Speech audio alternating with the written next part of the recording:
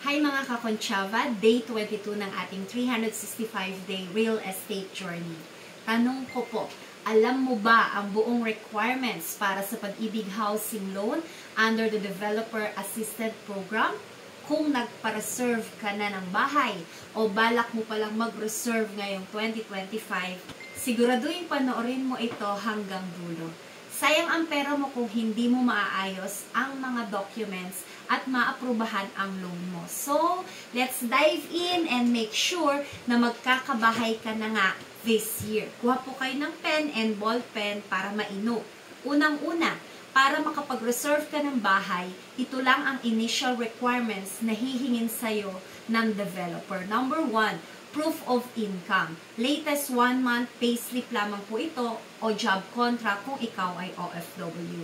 2, proof of identification. 2, valid ID kung ikaw ay OFW, lagyan nyo po ng passport. Number 3, proof of billing. Recent Meralco bill o barangay certification under your name. 4th, reservation fee. Siyempre, kailangan nyo po yun para makapag-reserve kayo ng bahay. Simple, di ba? Pero wait, mga kakonchaba, huwag kang mag-relax dyan. Iyan pa lang ang unang step para makapag-reserve ka ng bahay. Kapag nakapag-reserve ka na, may timeline po para maipasa ang complete requirements mo. Usually within 1 to 2 months, dapat kaya mo isubmit ito bago ka mag-reserve ng bahay.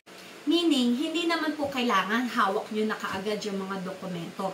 Pero, siguraduhin mong kaya mong makuha ang mga ito. Number 1, birth certificate o PSA copy kung single ka. Number 2, marriage certificate kung married ka. Siyempre, PSA copy din po. Third, court order. Kung kayo po ay hiwalay legally, kailangan nyo po ng court order granting legal separation. Mag-usap po tayo kung wala po kayo nito dahil mahaba-haba po yung kwentuhan. Fourth, Certificate of Employment and Compensation. Ito po yung latest at sign po ng inyong HR. Panglima, Additional Proof of Income. Certificate of Employment at Income Tax Return.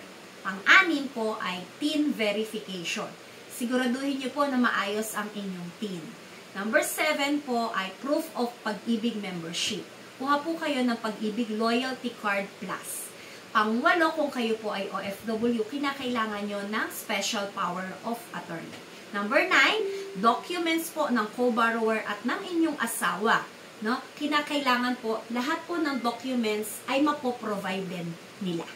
Huwag kalimutan na dapat maayos ang inyong record kay Pag-ibig. Ano-ano naman po ang dapat nyong gawin? Para makasigurado po kayo, ito po ang dapat nyong i-check kay Pag-ibig. Number 1, updated contributions. At least kinakailangan 24 months ang contribution nyo. Kung kulang, mag-top up na po kayo kaagad. Number 2, existing housing loan default. Siguraduhin nyo na wala po kayong kulang na binabayadan kay Pag-ibig. Dapat updated. 3, active membership. Hindi po kayo inactive o dormant yung account nyo. 4th, budget check. Alamin nyo po yung monthly amortization ng bahay na nais mo. Ito po yung quick computation. I-divide nyo po ang monthly amortization by 35%. Yan po ang dapat nyo na gross monthly income. Kapag hindi po pasok, humanap ka kaagad ng co-borrower. Ito po ang example, na kung may 8,000 pesos po na monthly amortization, i-divide nyo po by 0.35. E di 23,000 yun. I-round off nyo na po. Mga kakonchaba, kung may kulang ka sa mga ito, ayusin nyo na po agad bago ka mag-reserve. Tandaan, no refund policy po ang mga developers. Ayaw naman natin na magkakaproblema ka, di ba? Exciting ang bumili ng bahay, pero mas exciting kung smooth ang proseso. Kapag hindi kumpleto ang requirements, pwedeng makancel ang reservation mo. Di sayang ang pera at saka yung oras. Mga kakonchava, ito po ang quick recap natin. Number 1, be aware of your initial and complete requirements. 2, ensure qualified ka kay Pag-ibig. Number 3, prepare financially and document-wise. At ang pinaka-importante, kung kumpleto at handa ka, mas sigurado mong maaabot ang pangarap mong bahay ngayong 2025. Mga kakonsyava, ang bahay ay para sa mga handang magplano at mag-prepare. Kaya siguraduhin i-check ang mga documents mo ngayon. Don't forget to like, share, and follow para mas marami pa po tayong matulungan na magkabahay ngayong taon. Kung may tanong po kayo, i-comment nyo lang po sa baba. This is Natalie Concha of VS Concha Realty.